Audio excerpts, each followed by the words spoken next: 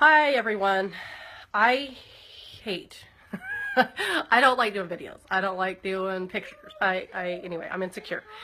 But my sister-in-laws have been brave, and I realized that they're educating, and just while praying this morning, I kind of felt rebuked. It's time for me to get up over myself because this case is important. It's we all need to know what's going on and be aware, and so I'm going to get over myself, and I'm going to do better at doing some videos. Live still scares me because kids bump their heads, or anyway, I got too many kids. Like live, I think I'd get a lot of, I don't know, Lisa's been doing it. Lisa's a rock star. This is why I'm doing this, is because Lisa's brave. Brianna. Anyway, I'm going to be better. Just a few things, just to let you know what's going on. We have simultaneously a trial going in Nevada, and we have one going on in Portland, and I don't know if you've noticed this or not, but the second tier is supposed to go after this first tier, or 30 days after the first tier goes, and this first tier in Nevada is going very well, in my opinion. I was only able to attend one day. I was actually on my way down another day and didn't make it down there for some odd reasons, but anyway, the thing that I've noticed about trial down here in Nevada is they're using a lot of Facebook posts. It's so hard to sit there in court and not just yell, hey, I really know what was going on, because, like, I was there, and anyway, but like one of the things that they're pulling off of is like a Cliven Bundy fan page. Like, we as a family don't even know who put that up, and as many informants as were infiltrating us, it's very possible that it was the informants that's no, I'm just kidding. If you set that up, no offense, but what I'm saying is they're like, oh, I'm shaking, I better just sit down, is they're talking about hashtags, like hashtag cattle thieves, it says hashtag cattle thieves. This is how far we're reaching to try to convict these men. Now, these men that are on trial right now are good, God-fearing men, incredible people. They have families. They came out of the goodness of their heart to help our family, and I have felt horrible that they have sat in jail this whole time. And none of them deserve it. None of them deserve it. They're all innocent men. They need to go home to their families. And so if you'd continue to keep them in your prayers, if you can possibly attend the rallies, we'd appreciate that. The second thing that I wanted to talk about is Ryan's trying to prepare for trial. And he cannot get papers in and out. If somebody shows up to give papers to him, they won't allow it. If he's trying to get papers out, they won't allow anyone to pick them up. So we're having problems right there. I'm sorry, I'm shaking so bad. I don't know how to do this. Anyway, maybe that's better. Right hand's better. I need a licensed paralegal in Parhump, possibly. If anybody knows anyone, and it's kind of odd because I'm not going to need them very often. I'm just going to need them to get papers filed. That's it. So if anyone knows anyone in Parhump that can help me with that, I'd appreciate it. He asked me to do this on day one. I've actually tried a little bit, not good enough, haven't found anyone yet. The only one legally that can file anything on his behalf right now is his standby counsel, and she, for the most part, is not willing to go to Parhump to pick up papers or anything like that. So anyway, I could use some help there.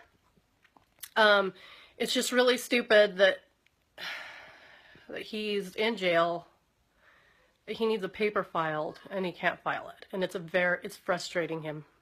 And then he only gets so many hours in the law library, and he's trying to defend himself, and he gets frustrated. He works really hard, and I'll tell you right now, he has done everything he can possibly think of to come home, and he says that to me all the time. I've done everything I can think of to get home to you, and he has, and he's just still working really hard, and they're working on the case now, and there's not much of a case here, and I just wanted to illustrate that with some of the things that are going on in Portland and down here. In Portland, they're talking about an OPB interview that Ryan did. I think it was an interview, and he doesn't even remember it, because I was asking him, he goes, I don't even remember. This particular news has been very biased against us. They've called us thugs. They said how disappointed they were when the men didn't get convicted up there. And so now the prosecutors are fighting really hard to get this interview in that Ryan did with OPB. It's not the interview in its entirety. The gentleman that they had subpoenaed to basically verify that this interview was even legitimate has gotten out of his subpoena. And so that means the only one that can verify whether this interview was legit or not is Ryan. And so the prosecutors have this, okay, so do we subpoena Ryan Bundy to come and authenticate the fact that he did this interview? The problem with all of that is I was thankful that the judge actually sided with the press and said that, you know, I still believe in freedom of the press. She didn't believe in freedom of anybody else, or especially not us, that's for sure. But she did want to protect this reporter. So the problem with all of this, and you know, you just got to think about it. Ryan was found not guilty of conspiracy. Okay, so how are they going to prove that these gentlemen up there are guilty of conspiracy when Ryan was found not guilty of conspiracy by playing an interview that a very biased media outlet did? This is how far they're having to dig to try to convict these really good men up there. It's just ludicrous. My biggest problem as a mom is they don't think of the logistics of all of this.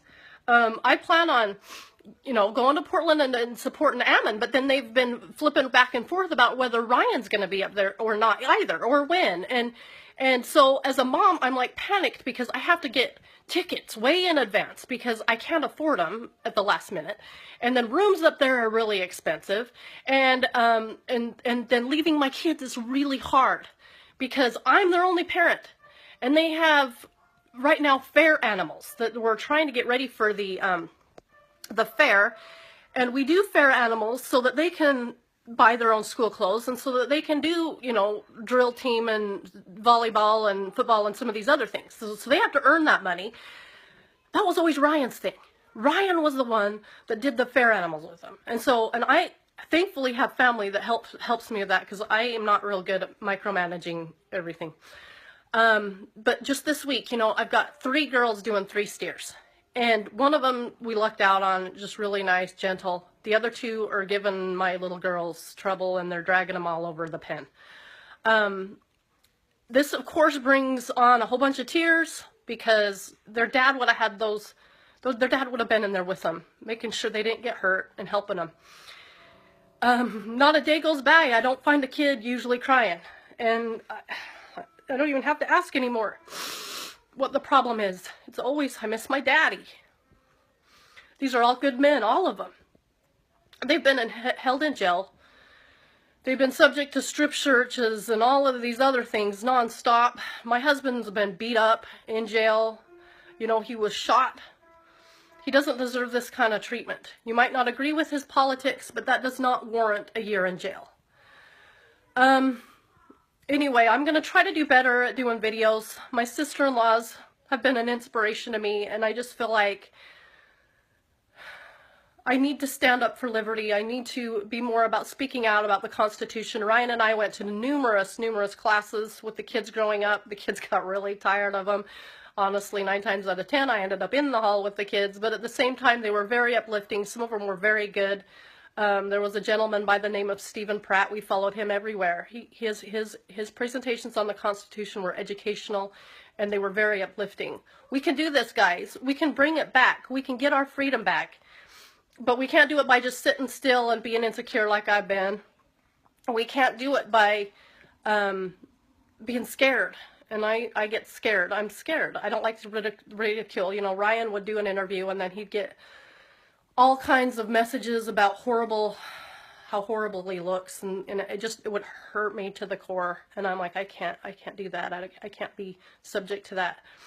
Anyway, but he loves freedom and he loves liberty, and he's been denied that for over a year. Anyway, once again, if anyone knows a paralegal I could hire hourly in Parhump, let me know. And thanks for your prayers and support, and we'll keep you updated. I'm going to try to attend some trial in Portland this week. I will try to do updates when I attend in Nevada, and I appreciate all your attention and support. Thank you.